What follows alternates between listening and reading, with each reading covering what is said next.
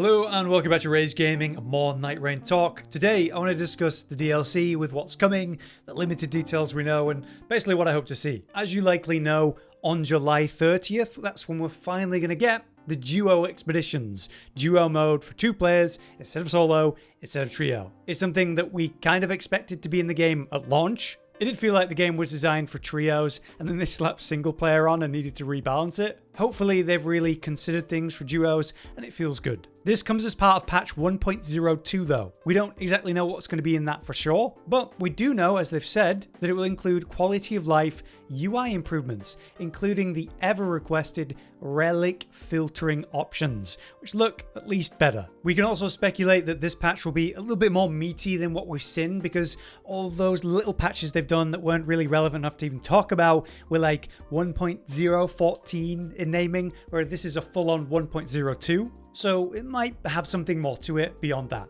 So that's great, but what about DLC? To cut to the point on it, we know DLC is coming. We've known since it was being announced before the game was even playable. If you go to the Steam page right now, for example, I could upgrade to the deluxe edition if I wanted, and as it states, additional DLC will be unlocked with that. Said additional DLC means more Nightfarers and bosses. That's literally all they've really told us, at least what's certain.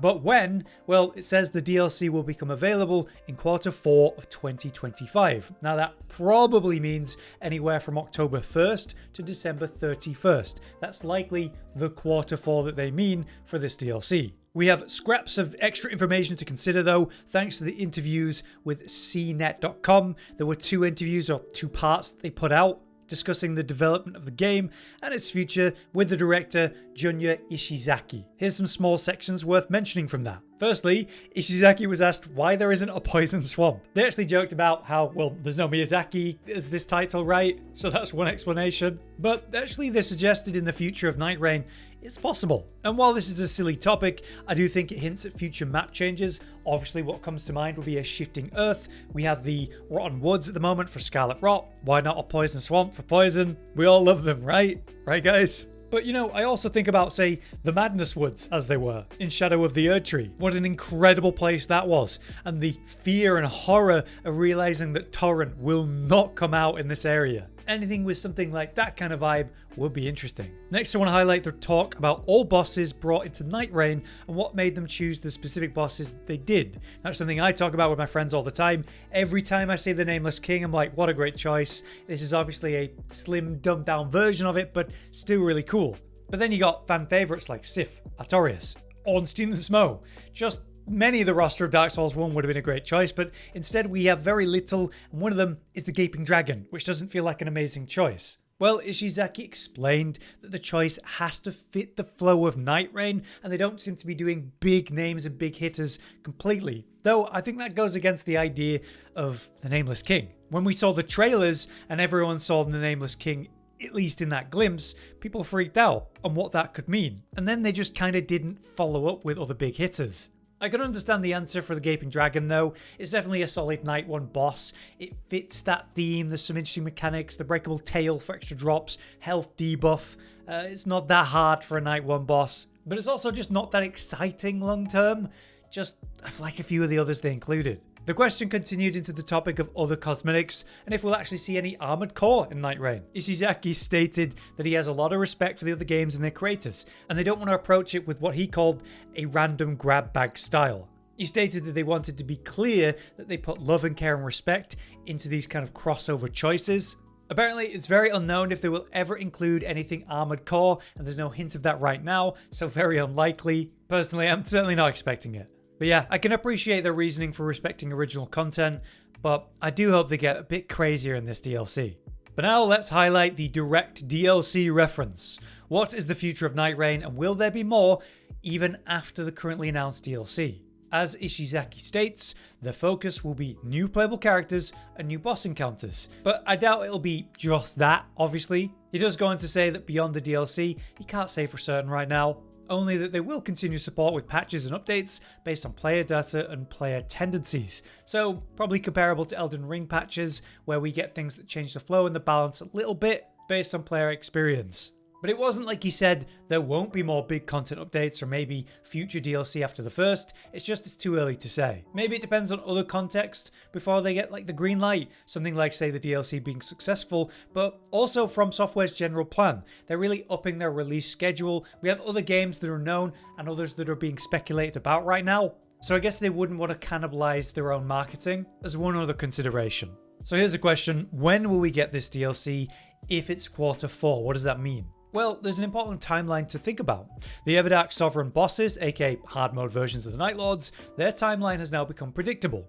On July 31st, we're going to have our first of the next 4, Gladius, Libra, Caligo, and Augur, and we expect each one to have its own week until completion. So on the 21st of August, that will be the last of the 4 that goes up. After that, maybe we can expect again another 3, maybe 4 weeks of repeat runs of those bosses for those that missed them, like how we just finished up that for the first 3. So either say the 11th or the 18th of September will probably mark the final week of that, and then the following week, after whenever that is, will be the final Everdark Night Lord Hjolster at long last. This brings us towards the end of September, where everything we know, to expect at least, will have been released. That brings us really close to the start of Q4, October 1st. Therefore, I think it's very reasonable to expect the DLC reveal and announcement to be around the time of the Everdark version of Hjolster. Then it'll be any time within those remaining months that we'll get the DLC. I'd be really impressed and surprised if it actually landed in October. November or even December feels reasonable. A lot of new releases happen in November though, so maybe. Nightraign's whole pace has felt pretty electric though, so you never know. So that's what we can reasonably look at and are aware of. Obviously there's that common topic then of what do you want to see in the DLC? The 2 things that they've said we're going to get are new Nightfarers and new Night Lords. And really for the Nightfarers, I expect them to just sort of fill in the blanks. What I feel is missing right now from the roster is kind of hybrid characters. Wilder's that everything in one, and so every weapon that's going to be about spamming Ashes of War kind of goes to him.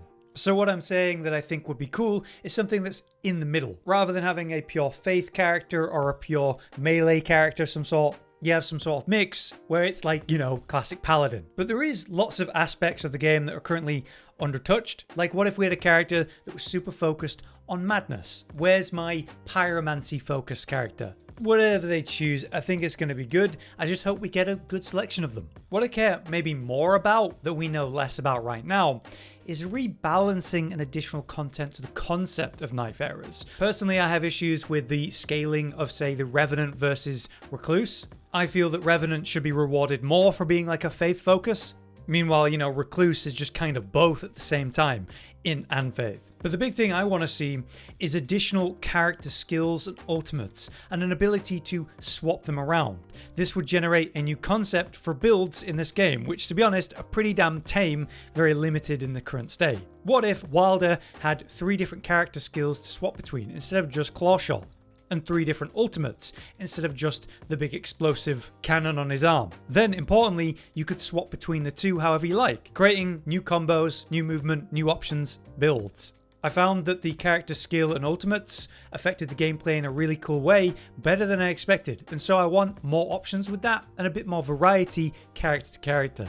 In regards to the Night Lords that we're going to get, the new ones, honestly, I'd trust them to do whatever they want to do with them. The 8 that we've had so far have all been spectacle design-wise fantastic. And while I will say that some are better hits than others, obviously, it's these hard mode Everdark versions that added new mechanics in this phase 3 that really made them stand out. So I'm really looking forward to kind of less loved mechanical fights, like say Augur, getting something a lot more engaging and interesting for everyone. At very least, we can expect them to continue the concept of an element or status focus, like we're seeing with the current ones. Something missing right now will be say a classic bleed type, like say a Moog, or maybe like successive super attack combos, like something of Millennia. And then yeah, you got other stuff more obvious, like a poison focused enemy or rot focused enemy. Much like we had a madness-focused Libra. But since they've done a pretty great job with this, I trust them to do what they want, and I just look forward to more. In regards to bosses and enemies, what I would love to see is a rebalance to the current meta and state of things. I think we all know that the castle is just a bit too good, especially when it comes to Crucible Knights, and then everything else just not feeling remotely as rewarding when it comes to runes. Now that a meta is developed, they can look at that and make some changes and take the things that are undertouched, underused and ignored, buff them up, change it. Maybe things that were super good, we lower them down, breeds a bit of variety. In regards to the obvious topic that is Shadow of the Erdtree and the content from that, I think it's reasonable that we want to see all of the different weapon types from that. You know, your backhand blades, there's the martial arts, the shield weapons could be quite an interesting thing for, say, your Guardian players. And of course, one of the most popular things that relates also to the Nightfarers is the perfumer weapons that are really cool in the DLC. And then any of the Shadow of Erdtree bosses, there's so many great ones you could take there and consider. It seems unlikely they're going to take any of the bigger names, but there's plenty of great enemies and bosses that could come from that. Other big hopes that are kind of commonly talked about are different layouts for the map. Whether it's not just Limveld, but something completely different. There's so many amazing locations you could take as a main theme from Elden Ring. But if you're going to stick to the whole shifting earth and events style of thing instead, then yeah, just give us way more. I want each run to feel a bit different in the layout and the things that we're going to be focusing on. The less repetitive it is and the more RNG that it feels, the more it actually feels like a roguelike. And it feels a bit underbaked, that aspect of things. So of course we're going to talk about relics and we're going to talk about dormant powers. I want to see big changes that make it feel more like a roguelike, way crazier passives and powers that give us something new and interesting to lean into, encouraging us for a unique playstyle that we might not see for quite a few runs. Relic changes could come into that with way more interesting concepts than the passives we currently have. And obviously, I'd love it if there was a bit more reward to the gambling and re-rolling, buying and selling system.